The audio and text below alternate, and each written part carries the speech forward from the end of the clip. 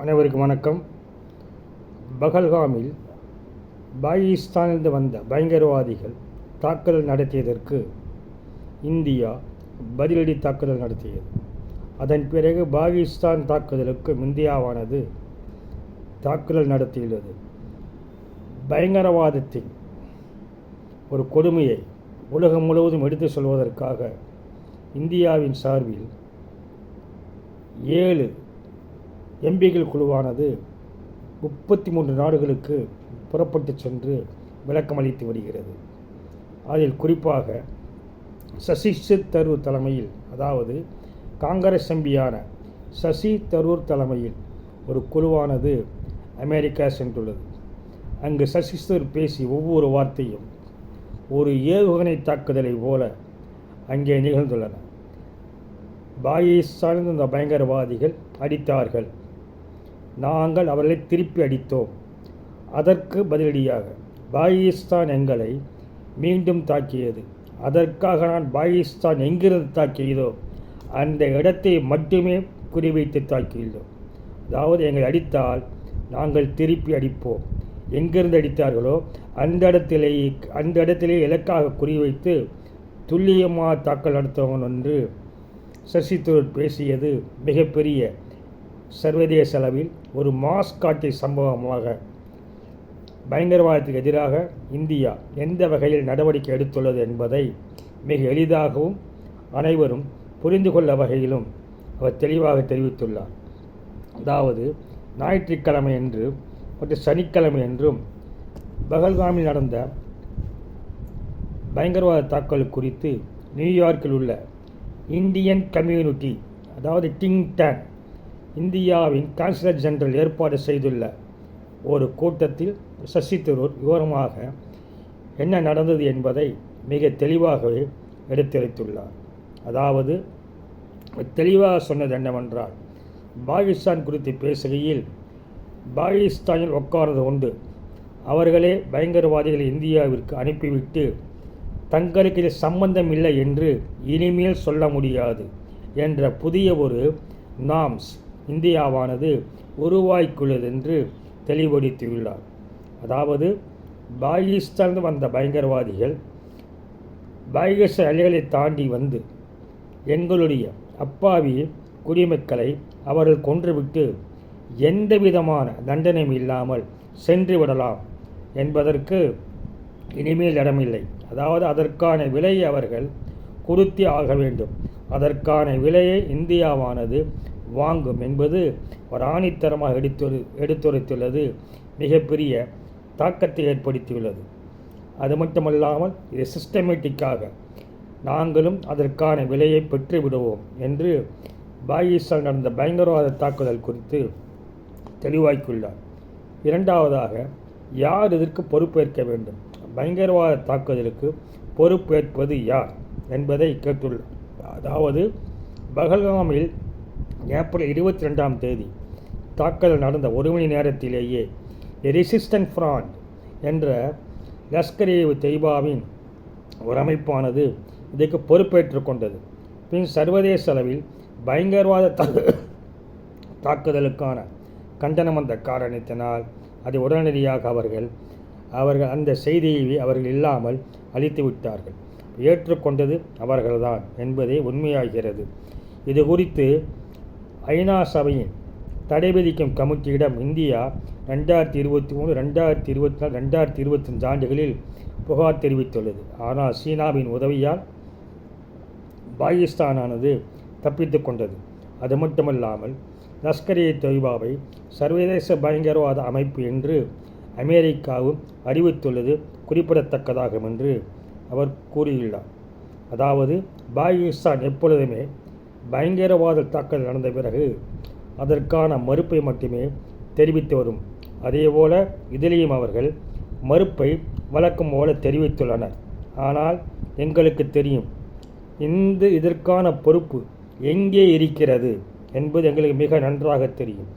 இந்த வழக்கமான மறுப்புகள் எல்லாம் ஏற்றுக்கொள்ள நாங்கள் தயாராக இல்லை. எனவேதான் பாகிஸ்தானில் உள்ள 9 பயங்கரவாதிகள் முகாம்கள் மீது மட்டுமே இலக்க வைத்து நாங்கள் பதிலடி தாக்குதல் தந்துள்ளோம் என்று அவர் தெளிவாக கூறினார். அதாவது இனிமேல் அடித்தால் திருப்பி அடிப்பதுதான் இந்தியாவின் புதிய ஒரு நாம் என்பதை தெளிவாக தெரிவித்துள்ளார். இது யார் இதை பொறுப்பேற்க வேண்டும் என்பது அவர்களே தெளிவாக தெரிந்து கொள்வார்கள். பாகிஸ்தான் அமர்ந்து கொண்டு எங்களுக்கு பொறுப்பில்லை என்று அவர்கள் சொல்லிவிட முடியாது. அது மட்டுமல்லாமல் சசி தரூர் பேசுகையில் இந்த பயங்கரவாதிகளுக்கு நிதி உதவி செய்கிறார்கள், ஆயுதங்களை தருகிறார்கள், ஆயுத பயிற்சியும் தருகிறார்கள். அங்கிருந்து இவர்கள்தான் இந்தியாவின் எல்லைக்குள் எல்லை கடந்து அனுப்பி வைக்கிறார்கள். இதில் எந்தவித சந்தேகமும் இல்லை என்பதை அவர் தெளிவுபடுத்தியுள்ளது மிகப்பெரிய ஒரு அழுத்தத்தை சர்வதேச அரங்கில் தெரிவித்துள்ளது. மேலும் அவர் பேசுகையில் பாகிஸ்தானுடன் நல்லுறவு வேண்டும் என்பதற்காக தான் பிரதமர் மோடி அவர்கள் 2015 டிசம்பர் 25 அன்றைய பிரதமர் நவாஸ் ஷெரீப்பை சந்தித்து பேசினார். ஆனால் சந்தித்த ஒரு சில நாட்கள் கழித்தே, அதாவது 2016 ஜனவரி 2 பாகிஸ்தானிலிருந்து பயங்கரவாத தாக்குதல் இந்தியாவின் மீது நடந்தது. குறிப்பாக பத்தன்கோட் விமான தளத்தின் மீது தாக்கல் நடந்த பொழுது இந்தியா பாகிஸ்தானுக்கு உதவி செய்யும் வகையில் அவர் நாட்டிலிருந்து பதன்கோட் விமான தளத்தை ஆய்வு செய்யுங்கள், அதற்கான ஆவணங்கள் நாங்கள் தருகிறோம் என்று அவர் எடுத்துரைத்தோம். இத்தனையும் செய்துவிட்டு அவர் திரும்பிச் சென்று இந்த தாக்குதலுக்கு பாகிஸ்தானிலிருந்து வந்த பயங்கரவாதிகள் காரணம் அல்ல, இந்தியாவே காரணம் என்று இந்தியா மீதே பழி போட்டு சென்று விட்டனர். இனிமேல் அப்படி நடப்பதற்கான இடம் என்பது துளியும் இல்லை என்பதை சசி தரூர் தெரிவித்துள்ளார். அது மட்டுமல்லாமல் பயங்கரவாத முகாம்கள் மீதுதான் நாங்கள் தாக்கல் நடத்தினோம், அத்துடனே ஆபரேஷன் சிந்தூரானது முடிவடைந்திருக்கும். ஆனால் பாகிஸ்தான் செய்தது என்னவென்றால், பாகிஸ்தான் இந்தியாவை தாக்குதல் நடத்தியது. இந்த நேரத்தில் இதை நம்மால் நிறுத்த முடியுமா? அவர்கள் தாக்கல் நடத்தினால் நாம் திருப்பி தாக்கல் நடத்துகின்றோம். பாகிஸ்தான் எங்கிருந்து தாக்கல் நடத்தியதோ அந்த இடத்தில் தான் தாக்குதல் நடத்தினோம். அதாவது பயங்கரவாதிகள் பகல்காமில் தாக்கல் நடத்திய பொழுது பயங்கரவாதிகள் முகாம்கள் மீது தாக்கல் நடத்தினோம். அதற்கு பதிலடியாக பாகிஸ்தான் இந்தியா மீது தாக்குதல் எங்கிருந்து நடத்தியதோ அதே இடத்தின் மீது மட்டுமே தான் நாங்கள் தாக்கல் நடத்தியுள்ளோம் என்று சசி தரூர் அதற்கான ஒரு புதிய விளக்கத்தை, ஒரு புதிய இலக்கணத்தை வகுத்து அவர் தெளிவுபடுத்தியுள்ளார். இதுதான் சசி தரூரின் ஒரு புலமைமிக்க வெளியுறவின் ஒரு கருத்தாக இன்று பார்க்கப்படுகிறது. அந்தளவுக்கு தெளிவாகவே அவர் சொல்லியுள்ளார். அதேபோல இன்னொரு குழுவில் சென்ற காங்கிரஸ் கட்சியின் மூத்த தலைவரான சல்மான் குர்ஷித் தென்கொரியாவில் பேசுகின்ற பொழுது மிக தெளிவாக பேசியுள்ளார். அதாவது இந்தியா சர்வதேச அளவில் ஒரு முக்கியமான சக்தியாக வருகிறது, அதை நாங்கள் பாதுகாக்க வேண்டும். அது மட்டுமல்லாமல் பொருளாதாரத்தில் ஜப்பானை பின்னுக்கு தள்ளி 4வது இடத்திற்கும் வந்திருக்கிறது. எனவே இந்தியாவானது வளர்ச்சி பெற்று வருகிறது. இந்த நேரத்தில் இந்தியாவை பாதுகாப்பது, இந்தியாவின் இறையாண்மையை உறுதி செய்வது இந்தியாவின் கடமை, எங்களின் கடமையாக இருக்கிறது. எனவே யாரும் எங்களை காயப்படுத்த முடியாது, யாரும் இந்தியாவின் மீது தாக்குதல் நடத்த முடியாது. அப்படி நடந்தால் அதற்கு எந்த வகையில் எங்களை பாதுகாத்து கொள்ள வேண்டும் என்று எங்களுக்கு தெரியும். அதன்படி தான் நாங்களும் நடந்து கொள்வோம் என்று அவர் மிக அருமையாக பேசியுள்ளார். அது மட்டுமல்லாமல் சல்மான் குர்ஷித் பேசுகையில் இந்தியாவானது ஒரு விஸ்வகுருவாக வளர்ந்து வருகிறது. அதனால் இந்தியா அனைத்து நாடுகளின் மீதும் நட்பை காட்டுகின்ற விஸ்வமித்திரன் என்ற வகையிலே தான் இந்தியாவானது உருவாகி கொண்டிருக்கிறது. எனவே எந்தவிதமான தீவிரவாத தாக்குதல்களை நாங்கள் பொறுத்து கொள்ள முடியாது, அதற்கு இந்தியா பதிலடி தந்தே தீரும் என்று காங்கிரஸ் கட்சியின் மூத்த தலைவரான சல்மான் குர்ஷித் பேசியுள்ளதும் மிகப்பெரிய தாக்கத்தை ஏற்படுத்தியுள்ளது. அது மட்டுமல்லாமல் ஏஐஎம்ஐஎம்மின் அசாவுதீன் ஒவைசி என்பவரும் அதாவது பாகிஸ்தான் பகல்காமில் தாக்கல் நடத்தியதிலிருந்து அவர் பாகிஸ்தானை கடுமையாக எச்சரித்து பேசி வருகின்றார். இந்தியா என்பது என்னுடைய நாடு, என்னுடைய நாட்டின் மீது யார் தாக்கல் நடத்தினாலும் அதை என்னால் பொறுத்து கொள்ள முடியாது என்று முதலில் குரல் கொடுத்தவரே அசாவுதீன் ஒவைசி தான்.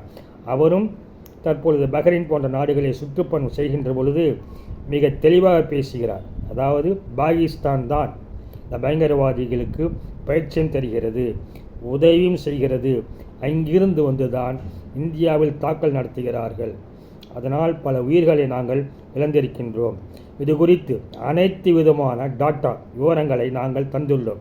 குறிப்பாக மும்பை தாக்குதல், ஜம்மு காஷ்மீர் சட்டமன்றத்தின் முன்பு நடந்த தற்கொலை தாக்குதல், புல்வாமாவில் துணை இராணுவத்தின் மீது நடந்த தாக்குதல், பதன்கோட்டில் விமானப்படை மீது தாக்குதல் ஆகியவற்றை அனைத்திற்குமான ஆதாரங்களை நாங்கள் தந்துள்ளோம். எனவே பாகிஸ்தான் மீது பொருளாதார தடை விதிக்க பஹ்ரைன் போன்ற நாடுகளெல்லாம் எங்களுக்கு உதவி செய்ய வேண்டும்.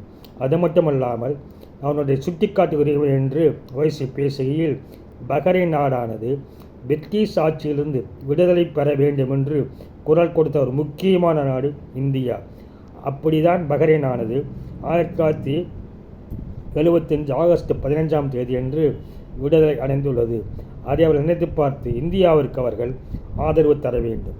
அது மட்டுமல்லாமல் FATF என்ற அமைப்பில் பாகிஸ்தானை கருப்பு பட்டியலில் வைத்து பாகிஸ்தானுக்கு சர்வதேச நிதியே உதவியும் தராத வகையில், கிடைக்காத வகையில் பஹ்ரைன் போன்ற நாடுகள் குரல் தர வேண்டும் என்று மிக தெளிவாக பேசியுள்ளார். அதாவது இந்தியாவிலிருந்து சென்ற எதிர்க்கட்சியை சார்ந்த எம்பிக்களே, இந்த காங்கிரஸ் கட்சியின் மூத்த தலைவரான சசி தரூர், சல்மான் குரிஷித் மற்றும் AIMIMஇன் தலைவரான அசைவதின் ஓசி அவர்கள் வெளிநாட்டில் சென்று பேசியது ஏவுகணை தாக்குதலைப் போல அவர்கள் மிகப்பெரிய மாஸ் காட்டிய சம்பவத்தை அரங்கேற்றுள்ளார்கள். அதாவது எங்களை அடித்தால் நாங்கள் திருப்பி அடிப்போம், எங்களை தாக்கல் நடத்தினால் அந்த இடத்தின் மீதே தாக்கல் நடத்துவோம், எங்கள் நாட்டை நாங்கள் பாதுகாப்போம், எங்கள் இறையாண்மையை பாதுகாப்போம், அதில் சமரசம் என்ற பேச்சு கிடைமலை என்று மிக தெளிவுபடுத்தி வந்துள்ளார்கள்.